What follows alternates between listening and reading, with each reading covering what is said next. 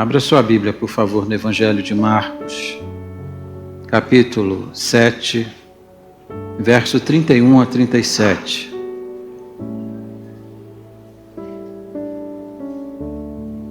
Evangelho de Jesus segundo Marcos, capítulo 7, verso 31 a 37.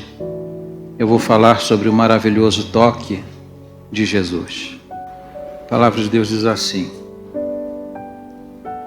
de novo se retirou das terras de Tiro e foi por Sidom até o mar da Galileia, através do território de Decápolis. Então lhe trouxeram um surdo e gago e lhe suplicaram que impusesse as mãos sobre ele. Jesus, tirando-o da multidão à parte, pôs-lhe os dedos nos ouvidos e lhe tocou a língua com saliva. Depois, erguendo os olhos ao céu, suspirou e disse: Efatá, que quer dizer abre-te. Abriram-se-lhe os ouvidos e logo se lhe soltou o empecilho da língua e falava desembaraçadamente. Mas lhes ordenou que a ninguém o dissessem, contudo, quanto mais se recomendava, tanto mais eles o divulgavam. Maravilhavam-se sobremaneira, dizendo: tudo ele tem feito esplendidamente bem. Não somente faz ouvir os surdos, como falar os mudos. Que Deus abençoe a sua palavra. Vamos orar juntos agora. Agradecemos-te, Senhor, pela leitura da tua palavra. Agradecemos pela parte mais importante do sermão, que é a leitura da tua palavra. E agora, Deus, na dependência do Senhor e do seu Espírito, eu te peço, ajuda-nos na consideração desse texto, na explanação dele, que haja aplicação a cada coração neste lugar, que haja transformação no meio da sua igreja. Estamos na expectativa de que o Senhor vai agir entre nós. Estamos nessa expectativa porque cremos que o poder do Senhor é insuspeito. É a oração que teu servo faz, que nós fazemos, no doce e bendito nome de Jesus. Amém. Por favor, tome assento.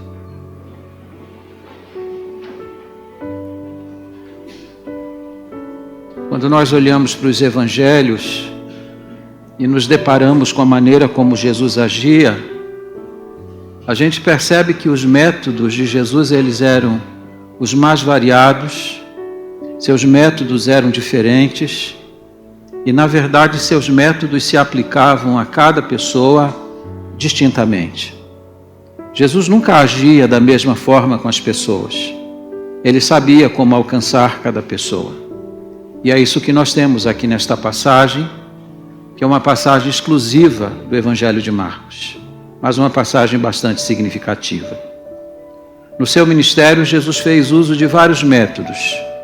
Ele fez o uso das pregações, porque, de fato, ele foi um grande pregador.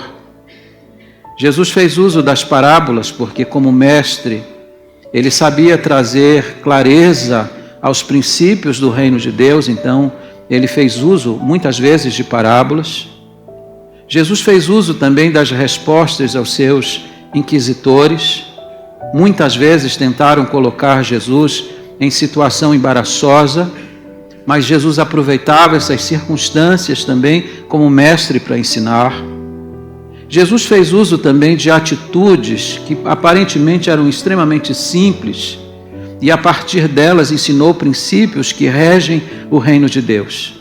Para ensinar sobre humildade, em vez de lançar mão de um compêndio teológico, ele simplesmente tomou uma criança em seus braços e disse que nós precisamos nos fazer como elas. Mas se houve um método através do qual Jesus ensinou, certamente este método foi o método dos milagres. Porque quando Jesus fazia um milagre, via de regra, Jesus aproveitava esse milagre para, a partir dele, ensinar uma lição objetiva. Quando ele multiplicou os pães e os peixes, alimentando a multidão, ele aproveitou aquela conjuntura para dizer às pessoas: eu sou o pão da vida, eu sou o pão do céu. Eu sou o pão que alimenta a alma dos homens. Quando Jesus operou o milagre abrindo os olhos dos cegos, via de regra ele dizia: eu vim trazer luz ao coração dos homens, para que vocês não andem em trevas, para que vocês saibam olhar e enxergar o caminho. Não vai ser diferente aqui. Jesus vai tomar o milagre realizado na vida deste homem e a partir daqui ele vai ensinar algumas lições e alguns princípios que são necessários para cada um de nós. Hoje nós vamos olhar para esta passagem olhando 5 aspectos que são importantes nela. Em primeiro lugar, olhar para a compaixão de Jesus Cristo. Note o texto, verso 31, começa dizendo assim: de novo. Você pode repetir comigo? De novo. E agora repita de novo, de novo. Essa expressão, essas 2 palavras que aparentemente parecem tão sem propósito no texto, e vocês sabem que não existe casuísmo na Bíblia, nada está na Bíblia por acaso. Quando Marcos diz de novo, ele está chamando a nossa atenção para a benevolência, para a compaixão de Jesus. Há pouco, ali mesmo naquela região, no capítulo 5, Jesus libertou um homem que era possesso de uma legião de demônios. A Bíblia diz que ele estava nessa situação, era um perigo para a sociedade. Trancaram esse homem em prisão, colocaram grilhões nele, mas nada conseguia detê-lo, até que Jesus aportou lá em Gadara e trouxe libertação para ele. Aquele milagre que deveria ter alegrado o coração das pessoas, trouxe indignação a muitos. Disseram para que Jesus fosse embora de Gadara, disseram que Jesus não era bem-vindo naquele lugar, e disseram isto porque em vez de valorizar o homem, valorizar os animais. Em vez de colocar o valor na vida de um homem criado à imagem e semelhança de Deus, colocaram mais valor em um rebanho que havia se afogado dentro do mar. Naquela situação, Jesus foi embora. E aqui uma advertência que a gente sempre dá: Jesus nunca força a estadia. Jesus sempre fica onde ele é bem-vindo. Disseram para que Jesus fosse embora e ele foi. Mas note, o que você faria no lugar dele? Expulso da cidade. Talvez se você estivesse no lugar dele, você dissesse: eu nunca mais vou voltar aqui. Eu nunca mais vou oferecer oportunidades a essa gente. Mas aqui, no texto que lemos, Marcos diz que de novo Jesus foi lá. Jesus está caminhando em Decápolis, aquele conjunto de 10 cidades, para oferecer oportunidade às mesmas pessoas que um dia o rechaçaram, as mesmas pessoas que o expulsaram de lá e que disseram que ele não era bem-vindo. Aqui está um traço da personalidade de Jesus. Ele sempre oferece uma nova oportunidade. Ah, irmão, se não fosse isso. Ah, se não fosse isso. O que seria de nós se ele não oferecesse mais uma oportunidade? Quantas vezes nós estamos precisando dela? E Jesus está oferecendo aqui exatamente por causa da sua grande compaixão. A segunda lição que a gente vê aqui é a receptividade de Jesus. Olha comigo o verso 32. Então lhe trouxeram um surdo e gago e lhe suplicaram que impusesse as mãos sobre ele. Jesus era uma pessoa acessível. Jesus era alguém de quem as pessoas podiam se aproximar. Hoje nós temos dificuldades para nos aproximarmos de determinados pregadores do Evangelho. Você, para chegar a um deles, você precisa passar por um número de pessoas e é difícil chegar porque são pessoas famosas, requisitadas. Mas Jesus sempre era uma pessoa acessível. E diz a Bíblia que este homem surdo, este homem que era gago, foi levado à presença de Jesus pelas mãos de alguém. Ele podia não ter dificuldades nos pés, nos seus membros inferiores, mas o fato é que ele também precisava de ajuda. E alguém teve a compaixão de levá-lo e colocá-lo na presença de Jesus. Eu creio que nós precisamos despertar esse sentimento em nós. Nós precisamos trazer pessoas a Cristo. Muitos de nós estamos muito tranquilos na nossa fé, na nossa comunhão com Deus, na nossa devoção dentro do culto, nos regozijamos em estar num ambiente como esse, mas esquecemos que muitas pessoas estão precisando da nossa ajuda para que elas venham à presença do Senhor. Mas note o texto, diz que essas pessoas que levaram este homem à presença de Jesus também ousaram dizer a Jesus o modo como ele deveria agir na vida destes. Aquela atitude que você e eu normalmente temos. Pedimos um milagre, mas muitas vezes queremos indicar para o Senhor como que ele deve fazer o milagre. Dizemos, Senhor, eu tenho um problema amanhã para resolver. Se o Senhor fizer assim, fizer assado, colocar isso e aquilo outro no meu caminho, e então o meu problema vai se resolver. Andamos esquecidos da ação livre e soberana do Senhor. Andamos esquecidos de que o Senhor ele é sábio e Ele sabe como fazer os milagres. E andamos esquecidos de que Jesus nunca repete milagre. Jesus sempre faz alguma coisa nova. E aqui nesse texto eles dizem para Jesus que Ele deve fazer um milagre assim, do jeito deles. Senhor, imponha as mãos sobre ele. É verdade que em alguns milagres Jesus impôs as suas mãos sobre o enfermo, mas Jesus não vai fazê-lo aqui, porque não era isso que este homem precisava. Não era desse modo que o milagre deveria acontecer, e Jesus sabia das necessidades que este homem possuía. Se você está aqui precisando de um milagre, ouse dizer para o Senhor que você crê no milagre. Deixe o assunto nas mãos dele. Apresente o problema para ele e diga, Senhor, eu confio que tu sabes o que fazer. Eu não sei e não vou dizer para o Senhor como fazer este milagre, porque eu confio que tu tens todo o poder e tu controlas todas as circunstâncias e controla tudo que está à minha volta. Confie na sabedoria de Jesus e não queira dizer para ele como ele deve fazer o milagre que você tanto necessita. A terceira lição que a gente vai olhar aqui é o método de Jesus. Aqui os homens sugerem que Jesus imponha as mãos sobre este enfermo. Mas se você olhar para esse texto, vai ver que Jesus vai lançar mão de uma liturgia muito complexa para curar este homem. Aliás, não houve um milagre que Jesus tenha realizado com tamanha complexidade a maneira como ele fez. Veja o que diz os versos 33 e 34, para ver o modo como Jesus vai curar esse homem. Em primeiro lugar, diz a Bíblia, Jesus tirando-o da multidão à parte, pôs-lhes os dedos nos ouvidos, lhe tocou a língua com a saliva. Depois, erguendo os olhos aos céus suspirou e disse, Efatá, que quer dizer, abre-te. Há 5 coisas aqui que você deve perceber. Primeiro, que Jesus vai fazer esse milagre à parte. Ele vai levar aquele enfermo para um lugar onde o milagre vai acontecer de forma anônima, longe dos holofotes, longe dos olhos. Curioso que Jesus agia diferente dos curandeiros televisivos que nós temos hoje. Hoje, quando um pregador televisivo vai anunciar um milagre realizado na vida de alguém, puxa esse alguém para o palco e diante das câmeras diz, conta o seu milagre. É preciso divulgar o milagre. Há poucos dias atrás, olhando a internet, encontrei um homem que recebeu 32 milagres numa igreja. Só muda a camiseta e é a mesma pessoa. Conta o seu milagre, eu estava com dor de cabeça. Conta o seu milagre, eu estava com dor no ombro. Conta o seu milagre, eu estava com a dor no braço.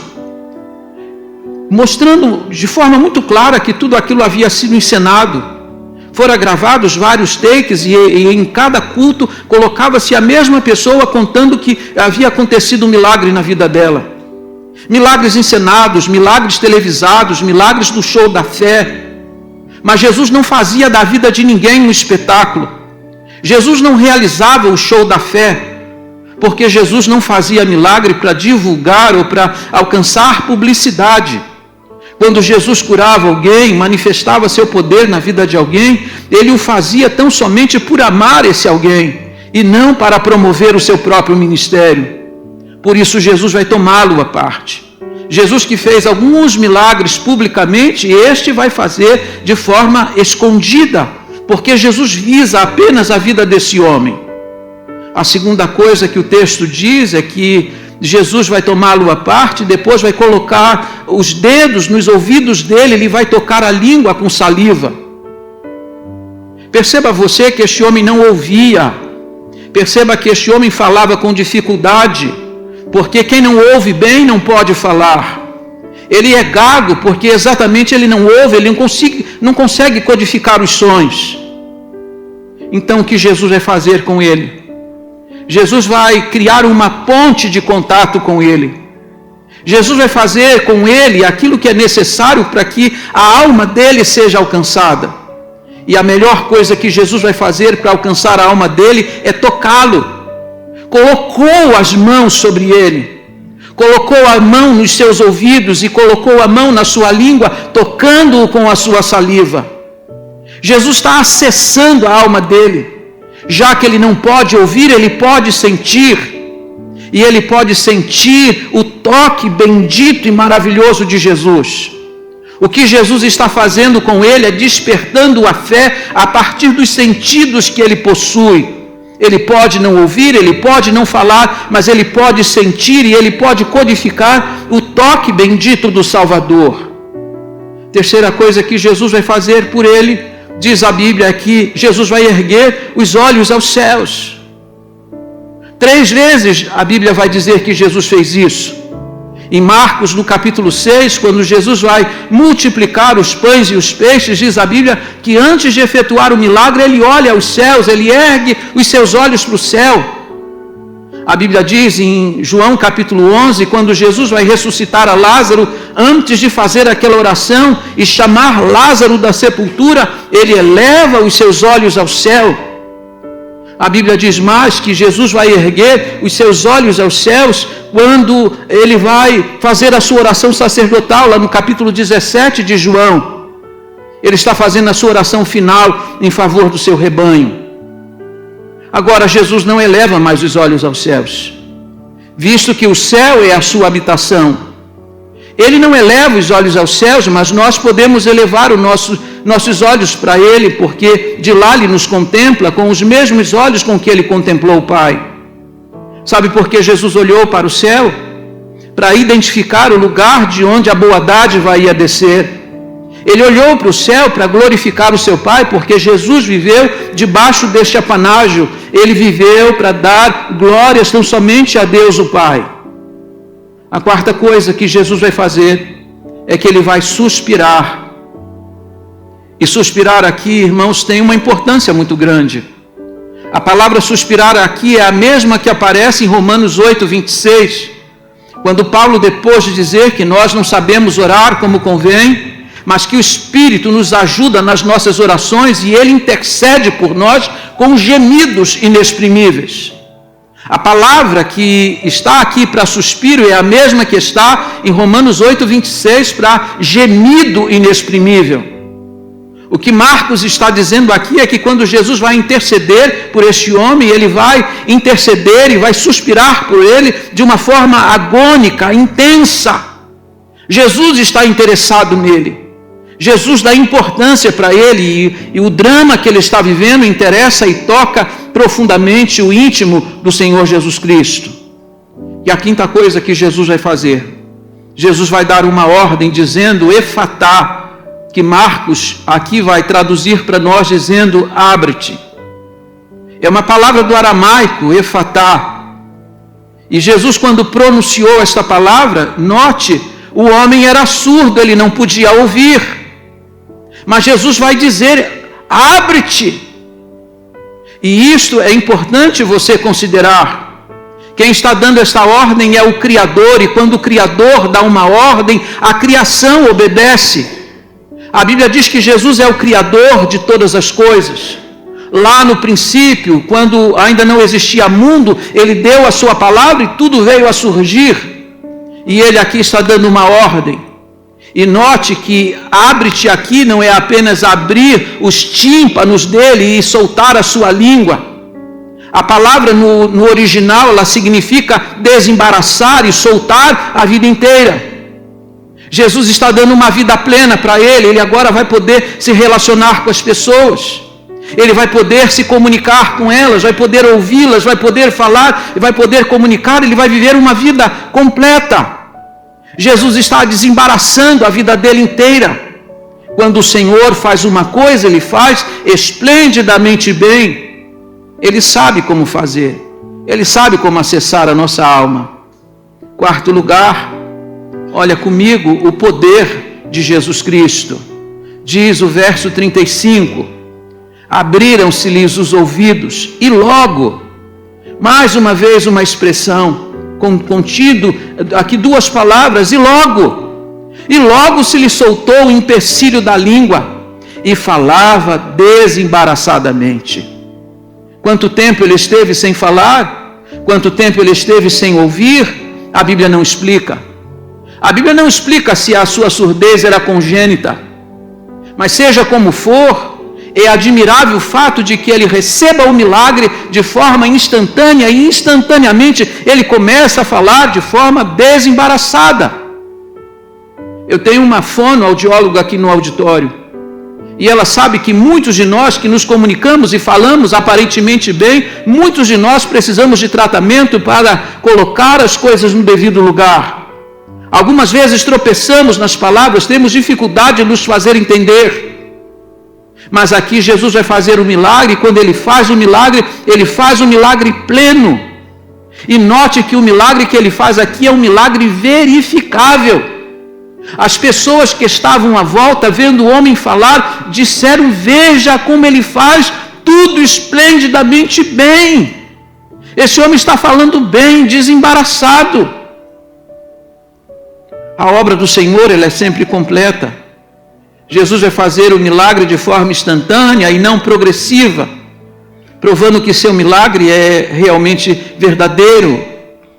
Mas em quinto lugar, olha comigo a ordem de Jesus. Verso de número 36. Mas lhes ordenou que a ninguém o dissessem. Contudo, quanto mais recomendava, tanto mais eles o divulgavam. Qual foi a ordem que Jesus deu? Disse para que aquele milagre não fosse divulgado.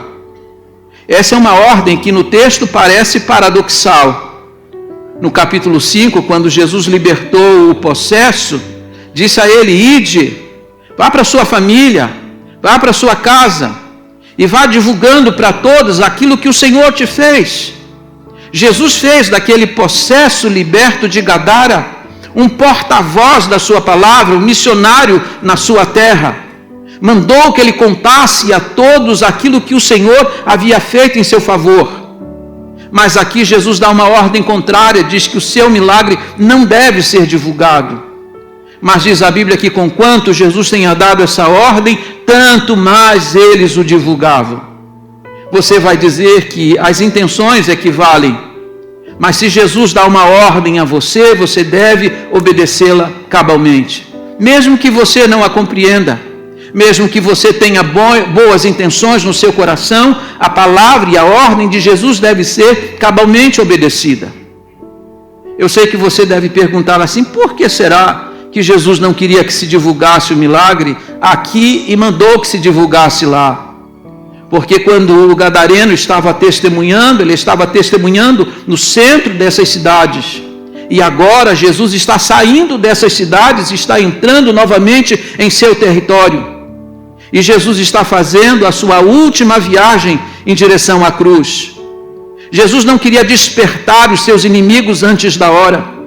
Jesus não quer ser apanhado em alguma cilada antes de chegar à cruz, porque foi para a cruz que ele veio. Jesus sabe porque ele está dando a ordem.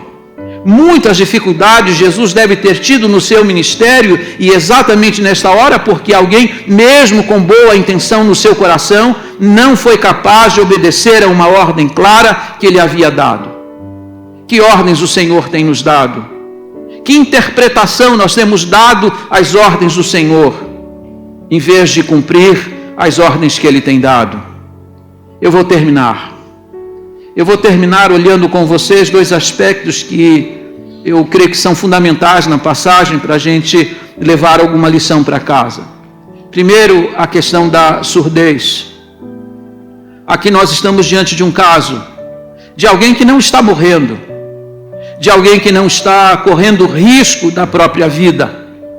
Quando aquela mulher que sofria com fluxo de sangue tocou em Jesus, e Jesus a curou e a restabeleceu, aquela mulher estava no limite da sua existência.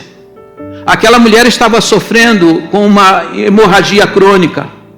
Se Jesus não agisse naquela hora, certamente ela não teria tempo e ela fatalmente morreria. Mas esse homem é surdo e apenas gago, ele não vai morrer. Então o seu milagre também não é tão urgente e tão necessário quanto seriam outros. Você pensa assim, Jesus não. É fato de que ele não ia morrer por causa disso, mas é fato também de que ele não estava vivendo a vida plena que ele deveria viver. Jesus se interessa por ele. Jesus cura esse tipo de enfermidade também. E aqui olhe, você sabe que existem 4 tipos de surdez. Existe a surdez congênita, aquela pessoa que nasce já com uma deficiência auditiva. Ela não ouve no primeiro dia e não vai ouvir no último dia da sua vida, porque ela nasceu assim, ela está fadada a isso. Existe a surdez temporária, que é a surdez da criança que nos seus primeiros dias, na sua primeira infância, ainda não sabe codificar os sons, os símbolos, não consegue se comunicar, mas daqui a pouco ela vai entender os símbolos, as linguagens, e ela vai estar interagindo com a sua comunidade. Existe também aquela surdez que a gente chama de surdez artificial, que é a surdez do estrangeiro. Você viaja para fora do país e chega lá, não conhece a língua, e você precisa ficar fazendo símbolos e se comunicando com as mãos, porque você não entende o que as pessoas falam e você também não se faz entender. Isso é uma chamada surdez artificial. E existe uma surdez que é chamada de surdez moral, que é quando a pessoa não quer ouvir de propósito. Ela tem ouvidos moucos, ela não ouve os pais, ela não ouve a Deus, ela não ouve conselhos, seus ouvidos estão fechados. A gente até brinca dizendo que entra por um ouvido, sai pelo outro, porque ela não quer ouvir e ela não ouve de propósito. Mas o homem que está aqui diante de Jesus, ele não sofre desse tipo de enfermidade. Ele quer ouvir, ele precisa ouvir. E Jesus então vai mover a sua mão em favor dele. Jesus vai fazer uso de uma liturgia extremamente complexa para poder atender a necessidade que ele tem. Talvez tenha sido um milagre em que Jesus tenha usado mais recursos, exatamente para aquele que você julga que não era um caso tão urgente. Para Jesus você é um caso urgente. Para Jesus você é uma pessoa importante que precisa de um favor dele. Em segundo e último lugar, a questão da gagueira. Aqui está um homem que não consegue se comunicar perfeitamente. E você sabe que a comunicação é tudo na vida. Quando a gente não consegue ouvir, quando a gente não consegue falar, quando a gente não consegue interagir com as pessoas à nossa volta. Quando Jesus faz esse milagre aqui, Jesus está mostrando para nós que a comunicação na nossa vida é vital. Que a nossa vida só é plena quando a gente consegue conversar e interagir com as pessoas que estão à nossa volta. A sua comunicação interessa para ele. Jesus vai fazer com que a vida desse homem alcance uma concretude, vai fazer com que a vida dele se torne plena a partir do seu toque maravilhoso. Jesus vai fazer um milagre espantoso, dando a ele a possibilidade de poder falar e de poder ouvir. Vai tocar onde ele mais precisa. E aqui, olha para mim, por favor. Jesus sabe aonde você precisa ser tocado. Pode ser que você precise ser tocado na língua, para soltar a sua língua. Pode ser que você precise de um toque nos seus ouvidos, para que seus ouvidos sejam abertos para ouvir a voz de Deus e a palavra de Deus, e Ele sabe como tocar. E eu espero em Deus que Ele o faça. E aqui uma palavra. Por que será que as pessoas se interessaram tanto por esse homem? Por que será que levaram este homem à presença de Jesus?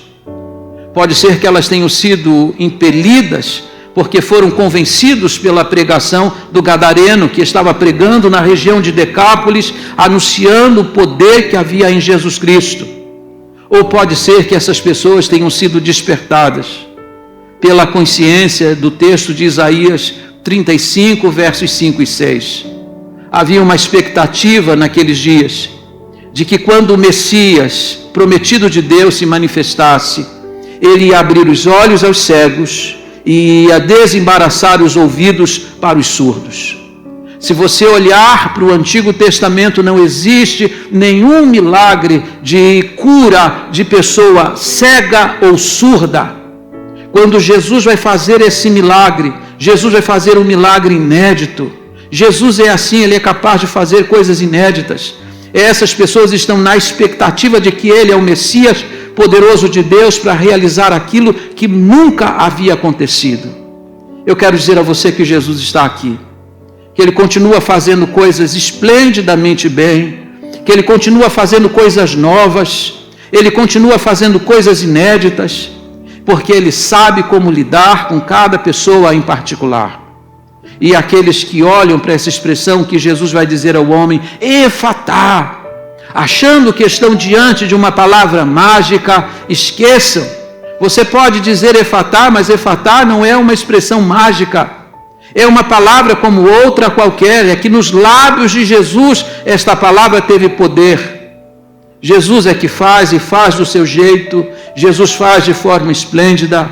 E eu espero que hoje você receba o toque dele na área de sua vida em que você precisa. E saiba, quando ele fizer isso, ele vai fazer algo esplendidamente bem, porque é assim que ele faz.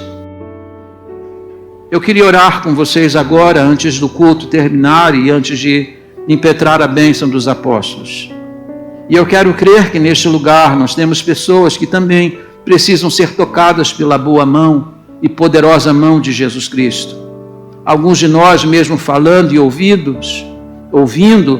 muitos de nós temos dificuldades na área da comunicação. Estamos surdos para os outros, estamos mudos para com os outros, mas algumas vezes estamos surdos e também mudos em relação a Deus. Precisamos de um toque extraordinário de Jesus, para que todas as nossas linhas de comunicação sejam restabelecidas para vivermos uma vida plena, porque isso interessa para o Senhor Jesus Cristo. Vamos falar com Ele nesta hora. Ó Deus, nós te agradecemos pela Tua palavra. Ajuda-nos a compreendê-la, ajuda-nos a vivê-la, ajuda-nos a amar a Jesus Cristo. E, ó Deus, eu te peço nesta hora humildemente, há pessoas aqui hoje à noite precisando receber o toque de Jesus. Tu sabes onde tocar, tu sabes como tocar, e eu peço que o Senhor toque naquela área em que este irmão, esta irmã, esta pessoa que está entre nós precisa ser tocado. E que, ó Deus, ao tocá-la, quem está à sua volta possa constatar, possa verificar o milagre e dizer, veja como Jesus faz tudo esplendidamente. Abençoa-nos nesta hora. Ó Deus, leva-nos em paz para os nossos lares. Guarda-nos e ampara-nos de todo perigo. E dá-nos a bênção, Senhor, de podermos ouvir a Tua voz, de darmos ouvidos à Tua voz, de ouvirmos os conselhos benditos da Tua palavra, que nós não soframos da surdez moral daqueles que de propósito ignoram a Tua voz e a Tua palavra. Dá-nos um coração sensível para ouvir aquilo que Tu queres e obedecer de forma pronta, pela fé que o Senhor tem colocado dentro de nós. Leva-nos em paz, Senhor. Abençoa cada pessoa. Se alguém veio aqui carecendo de uma experiência, que Teu Espírito Santo a promova em seu coração nesta hora. Nós te suplicamos isto, no nome santo e poderoso de Jesus. E seja sobre nós agora o amor de Deus, o nosso eterno e bendito Pai, a graça do nosso Senhor e Salvador Jesus Cristo, e as doces consolações do Espírito Santo de Deus, seja com a Igreja Batista Cristo Salva, e com todo Israel de Deus espalhado em toda a face da terra, hoje e para todos sempre. Amém e amém.